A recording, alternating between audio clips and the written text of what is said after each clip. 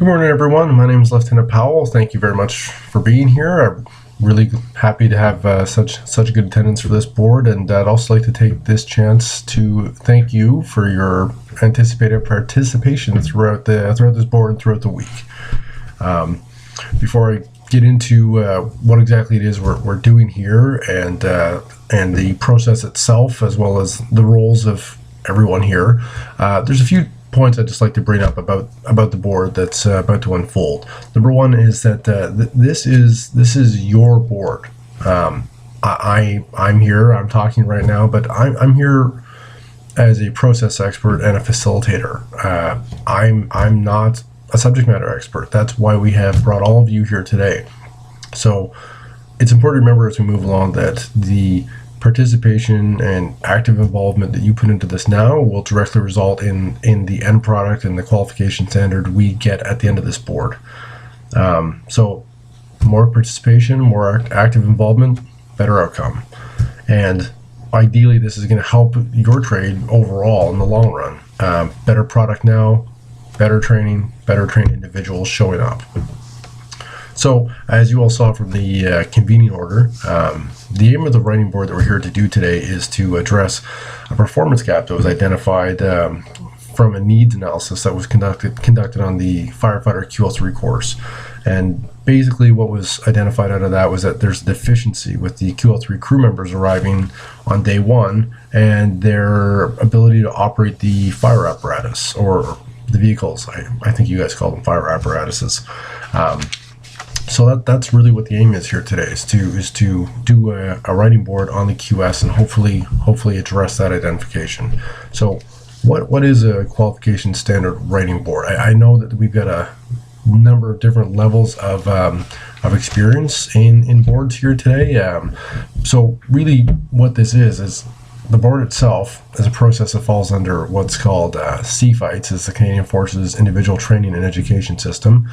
You're not going to be tested on that. There's no need for you to become experts on that. That's what I'm here for. But we'll go into the process and the phases of the systems approach of CFITES in a little bit here. But really the intent here is to convene a group of qualified personnel, subject matter experts, training and development experts, myself, under the authority of an actual training authority. We're going to do a review and a rewrite of the qualification standard. So some milestones as we move along. Number one, today, Monday, I'm going to be finishing my brief, and we're going to hear a brief from the board chair, who's going to get into some more particulars about the building, the facility. I know some of you haven't been to this facility before. Sort of conduct and ROEs of how the week's going to go. And then for the remainder of the day, we're going to do document reviews. We're going to be looking at everything. I know a number of you were able to get your hands on some documents to bring with you. We're going to be looking at the occupational specification. There's some handbooks, some really good lessons learned. We got our hands on some of the actual training material that's being used right now. And after that, we're going to run through all that and do a review of that today. For the remainder of the week, tomorrow we'll actually start in on what's called a task analysis. So all the tasks that are identified in the occupational specification, we're going to go through each and every one of those and do an analysis of them. And without getting too far into that, what that's going to involve is actually determining whether each task is a train or a non-trainable task. So through some aids and some charts that I'm going to show you, I'll help you determine those tasks, whether they're trainable or non-trainable. And then once we have separated those, we're going to actually take the trainable tasks and prioritize them based on criteria such as difficulty, importance, and frequency of the tasks. And then once we have all that done, we're going to take the like tasks, so tasks that we can consider similar enough to each other, and put them into groups, so groups of like tasks. And that should take us probably into end of Tuesday. Wednesday and Thursday, what we're going to be doing is really taking those groups of tasks, which we're going to label as what's called PO, a performance objective, and we're going to take each PO or each task and flesh them out and talk about every step that's involved in starting all the way through to successful performance of that task. We'll hopefully be done that end of day Thursday, if not earlier, and then we'll focus on actually taking those fleshed out groups of tasks or tasks and steps involved, which will be done entirely by sticky notes. You'll be so stickied out by the end of this week, but we'll take those lists that we'll create, which are called in our world scalars, and we'll take those scalars off of the walls and actually transcribe them into POs and into document style product that we can include in the qualification standard. And then Friday, end of day, hopefully the idea is that we'll have a completed qualification standard document with all the associated annexes. That's the ideal. So if we aren't there by the end of the week, it'll be up to the board chair and myself to discuss how to move forward with that. But that's the goal. So before we get into what's the expectation of everybody here in this room, we're going to give a little background on what exactly it is that we're doing and how it falls into the entire system. So, like I said, CFITES, you're probably going to hear me say that acronym a few times. Once again, Canadian Forces Individual Training and Education System. This system addresses all training in the armed forces. And system's the key word here because we use what's called the systems approach to training. And what that means is that it allows us to take 6 different processes in the systems approach, which can be initiated by, in this case, the needs analysis, and make sure that we're not missing any steps. It's a cyclical system, but we can bounce around as we need to, but we're not going to get too much into that. But it's important to understand where we're falling in the system right now, which process we're in, and how that's going to tie into everything else, because it gives you a big picture idea of what the product we produce at the end of this week will have as far as impact on the rest of the system. We're focused on performance orientation, so reflection of what does somebody need to be able to do day one of the job. So post-course, showing up their units or sections, what does that person need to do to be successful day one? Then we're going to do, we're going to focus on also the optimum efficiency, which in my mind answers the question of the 3 rights. So is it the right person for the training? Is the training being delivered at the right time? And of course, is it at the right cost? Cost of resources, cost of money. So, like I said, let me bring up my visual here. You all have the handout for you to reference. So if you look at this, like I said, needs assessment Monday morning, triggered all of this. So you see the 6 ovals there. That's the system I was talking about. What we're doing today is the analysis phase. This is where we actually hold a qualification standard writing board. So without rehashing what I talked about earlier, it's where we analyze all the tasks involved: train, no train, proficiency level, what does someone need to be able to do day one? And from that, we're going to identify the performance objectives and create the QS.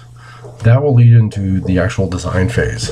So the QS is then used to produce a training plan that's done through a training plan writing board, very similar to what we're doing here. Subject matter experts involved, TDO involved, same sort of thing, but they're not focusing on what has to be trained. That's what we're doing. They're focusing on how to train. So they're going to take the POs that we create and break them apart into manageable chunks for training on a course. And this will lead into the development phase. So this is where the QS, TP come together and actual courseware is developed. So any job aids, actual exams that'll be administered on the course, lesson plans for the courses, scenarios, anything like that, all the material you need to actually run a course. And then after that is running the course, so the conduct. So this is where the course is actually being carried out and using all the material that's been developed so far. Next is the evaluation phase. So it's sort of the after action. We actually will talk to students, instructors. What we're really looking for here are there any gaps? What needs to be improved? Was there adequate time? Maybe what worked. That's also important too, is identify what's working. So any of these issues that can be identified here can then go back and be readdressed in the development phase without having to go through the whole thing again. It can be a pretty straight shot back to that. Maybe it's just a courseware issue or something like that. And then finally, the validation. So this generally happens 6 to 12 months after the course, depending on the course length. And really what we're trying to do is answer the question there of, were the students ready on day one for job performance based on the tasks that we've identified that are a requirement for day one? So we go out, we talk to graduates, supervisors, look at qualification levels, success rates, pass rates, and then try to determine is there anything that needs to change or stay the same. And as you see with all the arrows, this is a cyclical system. The idea here is continuous improvement. There's not really any start or end once it gets going, because it repeats itself and it can bounce around as required. Which brings us back to the analysis phase, which is where we are, and also hopefully now gives you a little context of why what we're doing today is so important. Because everything we're doing today will be a building block for the follow-on phases down the road. So now that we know why we're here and what it is and the importance of what it is we're doing, what's expected of everyone in this room? Why did we bring us all together? So first of all, I'd like to address the board chair and thank them for all their work in getting ready for this. A lot was asked of them, and they're not done yet. We're lucky in that we have a board chair who has actually sat in on a number of these boards, so they have quite a bit of experience. And not only are they going to be the chair, they're also a subject matter expert here too. So one more mind to draw knowledge out of. So once I'm done, they're going to do their brief and get into some of the logistic aspects. But they're also going to be here to help enforce the milestones and the objectives that we're setting. Like I said, we've got 5 days, so we have to keep moving. Let me just take down my visual here. So have to keep moving. We have to make sure that we're staying on task, that we're constantly productive, and they're going to be the one to sort of help make sure that that's moving along. We are a large group of people. We have a lot of experience and a lot of knowledge in this room, and sometimes disagreements happen, and that's, if you're passionate about your job, that's a reality. One of the responsibilities of the board chair will be to step in if required, and if there's a disagreement where we can't get one side or to the other side, they'll actually step in and be the tiebreaker for that. As well, they're going to be mitigating any sort of external concerns. You're all here this week. This is what you have to do. So there shouldn't be anything tasking you away from this. So if anything comes up, if you have any issues with your accommodations, those of you who are in from out of town, any issues with your lodgings, meals, anything like that, the board chair will make sure that those issues get addressed, because what we want you focused on is the board itself. So why am I here? What's my job in all this? So yourselves, the board, content. Me, I'm here for process. I'm here to make sure that all the requirements that we have in the TDO world under sea fights, that process is being adhered to. None of you are experts on that, just like I'm not a firefighter. So it would be unrealistic to expect you to carry this out on your own without the background here. So that's what I'm here for. I'm here to facilitate and assist. I'm going to be asking a lot of questions as we really start to scale her out and flesh out the POs and the tasks. If I feel that there's gaps because I can't connect the dots, because I don't know from one step to another what's involved in your tasks of your job, you'll hear me ask a lot of questions. I've got some tools and some resources, hopefully, to help draw some knowledge out, and also help you capture that all properly in a way that we can develop a quality QS at the end of that. So that's the chair. That's me. What are your responsibilities? There's not a long laundry list. You're here to provide your knowledge. You are the subject matter experts, and that's what we need to draw out, your knowledge. That's where this content is coming from. So for you, the big things are productivity, participation, and involvement. I can't stand up here and run through the steps involved in how to operate a fire apparatus because I've never done it. That's what I need from you. And like I said, I'm going to be doing the best I can to help facilitate that and help draw that out.